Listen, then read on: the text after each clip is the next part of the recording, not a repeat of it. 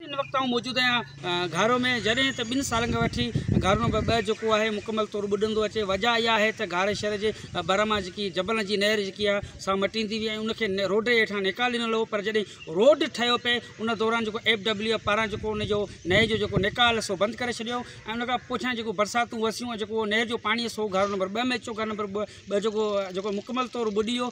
पर हाणे जेको ऐं 2 सालनि खां वठी इंतज़ामिया कुझु न कयो आहे। हीउ 3 साल आहे पर अञा ताईं इंतज़ामिया जेको अगूरी निंड सुतल आहे उन कुझु बि न कयो आहे। ऐं पर हींअर जेको सो मौसम जी अॻकथी कई वई आहे त उन में ॿुधायो वञे पियो त हिन साल बि तमामु घणियूं बरसातूं, पर असां सम्झूं था त हिन वक़्तु बि जेको सो घारे शहर खे ॿुॾण जो वॾो अंदीचो अचो। इन हवाले सां हिते शहरी मौजूदु उन सां ॻाल्हि ॿोल करियूं त उनजो छा चवणु आहे। ऐं माशी हालात उअं ई इलाही कमज़ोर आहिनि ऐं माण्हुनि जा इलाही काफ़ी सारा नुक़सान थिया, इन करे असांखे एप्लीकेशन ॾिनी जेको तव्हां माण्हुनि सां कुझु जेको हेल्प करे सघो।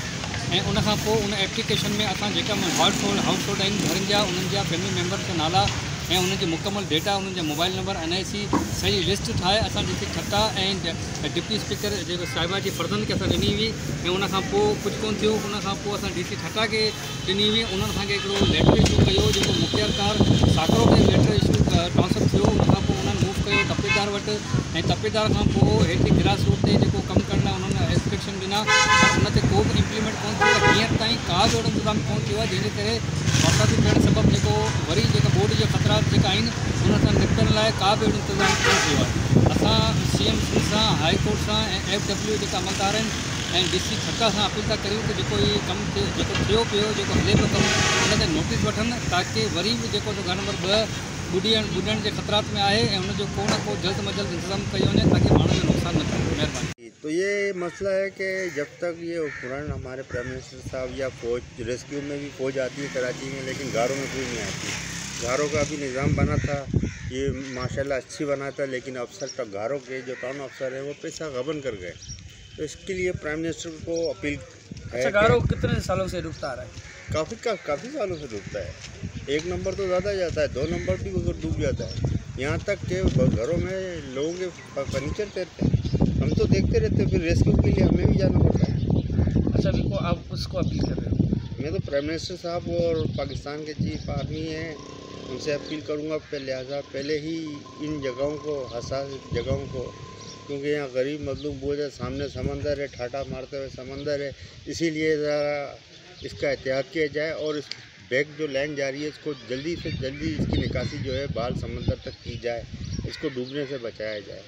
घारे शहर जो रहवासी आहियां ऐं इहो वज़ीर सिंध जनाब मुराद अली शाह साहिब ऐं DC छटो साहिब जिन खे अर्ज़ु कयां थो त बरसाती नाला KDE जो पाणी ऐं जेको बरसाति में वही करे मेन रोड जे हेठां निकिरंदो हो उहो FW वारनि जे रोड ठाहिण जे करे उहे गटर उनजा नाला पाणी जो निकाल बंदि कयो वियो आहे, जंहिंसां गुज़िरियल साल ऐं उनखां अॻे साल बि बरसाति जे पाणीअ घारे शहर खे ॿोड़े चट करे छॾियो। हिन वक़्तु बि जेको नालनि जो कमु निकाल जो हली रहियो आहे तमामु सुस्त रफ़्तारी सां हली रहियो आहे, जंहिंजे करे वरी बंदिशो आहे। थी सघे थो इत्तफ़ाक़ी बरसाति जे करे इहो पाणी वापसि अची करे घारे शहर खे ॿोड़े, छो त निकाल बंदि कयो वियो आहे। FW वारनि रोड जे हेठां जो निकाल हुयो उनखे बंदि करे छॾियो आहे। उते कुझु माण्हुनि अदावतूं शुरू कयूं आहिनि, उन जे करे इहो रस्तो बंदि आहे ऐं पाणी जो निकाल बिल्कुलु बंदि आहे। असां घारे जा रहवासी बेशमुल मुंहिंजे अर्ज़ु था करियूं वज़ीर सिंध खे त इन जे ख़िलाफ़ तुरत एक्शन कयो वञे ऐं पाणी जे निकाल जो बंदोबस्तु कयो वञे। घारो 2 साल खां मुसलसल बुॾंदो अचे, उनजी वजह इहा आहे त जेको हुननि FW वारनि रोड ठाहियो हुन में कुदरती पाणी जा जेके लंघनि उहे बंदि करे छॾियूं ऐं कुझु कब्ज़ा मकान उन्हनि कुदरती पाणी जा लंघ उहे बंदि करे छॾिया। जंहिं सबबु 2 सालनि खां मुसलसल असांजे घर बुॾंदा अचनि था।